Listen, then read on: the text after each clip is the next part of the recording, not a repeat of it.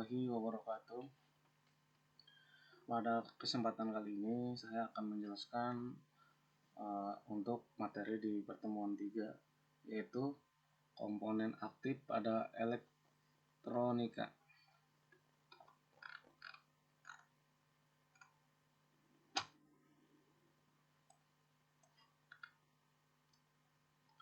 Apa itu komponen elektronika aktif?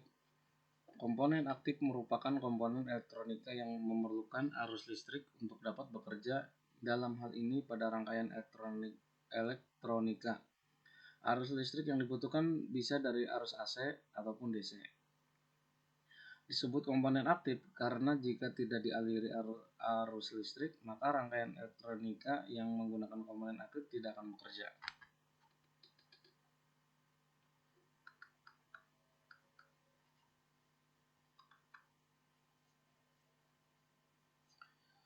Dengan arti lain, komponen elektronika aktif merupakan jenis komponen elektronika yang memerlukan arus eksternal untuk dapat beroperasi.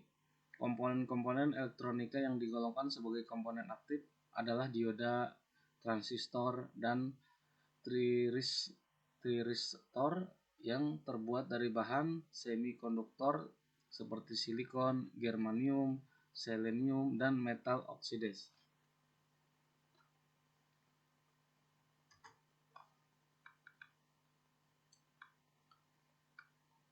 Nah, berikut macam-macam elektronika aktif.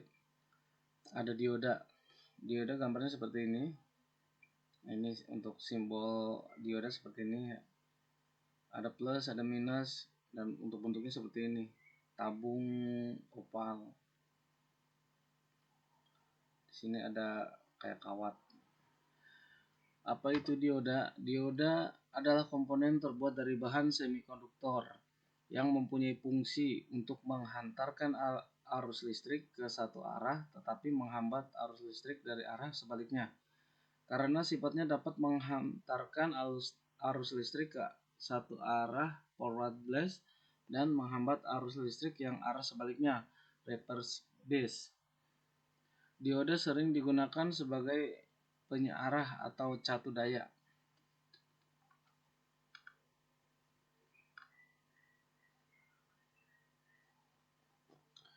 Semi bahan konduktor yang sering digunakan untuk membuat dioda adalah bahan silikon dan bahan germanium Ge. Dioda pada umumnya mempunyai dua elektroda terminal, yaitu anoda plus dan katoda minus, dan memiliki prinsip kerja yang berdasarkan teknologi pertemuan V-N.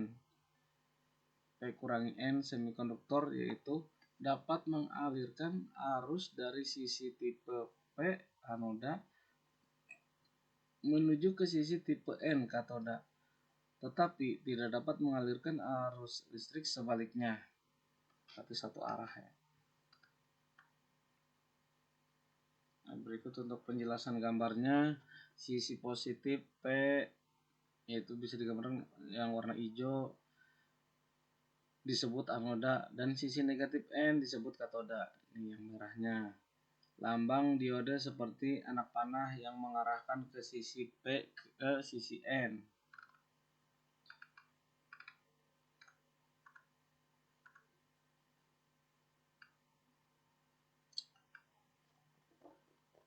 Untuk dapat memperjelas prinsip kerja dioda dapat dalam menghantarkan dan menghambat aliran arus listrik, di bawah ini adalah rangkaian dasar contoh pemasangan dan penggunaan dioda dalam sebuah rangkaian elektronika. Cara pemasangan seperti ini ya. Dioda menghantarkan arus listrik, lampu hidup on, dan dioda menghantarkan arus listrik, lampu tidak bisa menyala.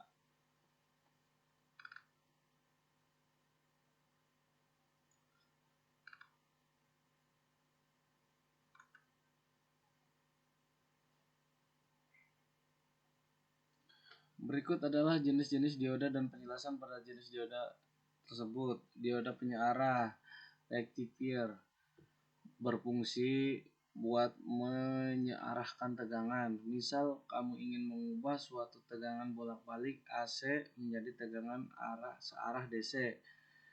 Dioda ini yang paling lebih dulu dikenalkan atau dipelajari buat jenis dioda. Fungsi dioda penyearah ini diantaranya itu sebagai penyearah arus dan sinyal AC, sebagai alat pemotong level, sebagai penurun tegangan, sebagai pengaman polaritas yang sangat terbalik dalam input DC.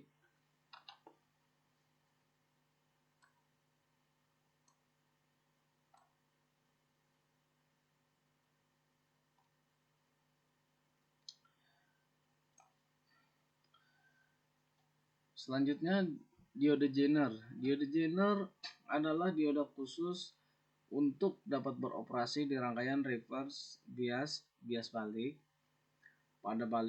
pada saat dipasangkan pada rangkaian forward bias maju. Diode Zener akan memiliki karakteristik yang berfungsi sebagai dioda normal pada umumnya. Pada dasarnya, dioda Zener akan menyalurkan arus listrik yang mengalir ke arah yang berlawanan jika tegangan yang diberikan melampaui batas breakdown voltage atau tegangan tembus. Dioda Zener-nya karakteristik ini berbeda dengan dioda biasa yang hanya dapat menyalurkan arus listrik ke satu arah. Breakdown voltage disebut juga dengan tegangan Zener.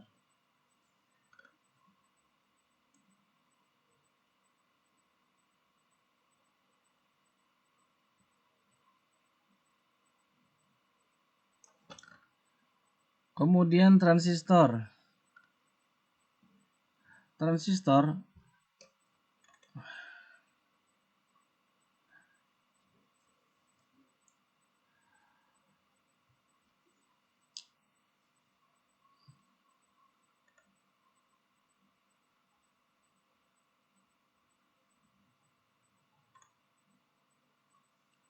Oke, sebentar. Transistor adalah sebuah komponen semikonduktor yang berfungsi sebagai penguat, penyambung, pemutus, stabilitas tegangan hingga modulasi sinyal. Transistor ada pada sebuah perangkat elektronik yang memiliki fungsi tertentu. Bagian ini terbuat dari bahan semikonduktor seperti gallium arsenide, silikon, atau germanium yang merupakan elektroda aktif. Secara umum, transistor dipakai untuk menjalankan fungsi sebagai penguat dan amplifier saklar. Nah, ini untuk fungsi transistor secara umum terdapat dua, yaitu sebagai saklar. Nah, ini fungsinya. Kemudian sebagai saklar switching, saklar pada umumnya fungsi transistor sebagai saklar yaitu memutus dan menyambungkan arus listrik.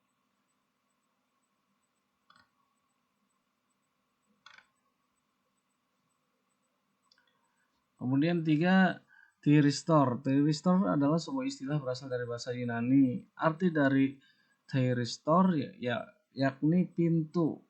Penamaan alat ini rasanya sangat tepat mengingat fungsi thyristor yang memang mirip seperti pintu, yakni fungsi dasar thyristor adalah melakukan pengendalian terhadap setiap arus masuk serta arus keluar yang ada pada rangkaian. Jadi, jika arus listrik masuk ke dalam rangkaian, maka secara otomatis alat ini akan membuka dan menutup. Dengan begitu, maka proses perpindahan elektron dapat dilakukan dengan lebih terkontrol. Mengingat fungsinya yang hampir sama, maka thyristor juga sering dijuluki dengan istilah saklar atau switch. Seperti ini untuk gambarnya ya. Nah, berikut untuk komponen penyusunnya yakni terdiri dari 2 dan 3, bahkan 4 kaki terminal, sedangkan jenis material penyusunnya umumnya menggunakan bahan semikonduktor. Nah, ini untuk simbolnya seperti ini, anoda dan ini katoda. Anoda berarti plus, ini minus. Nah, ini gerbang.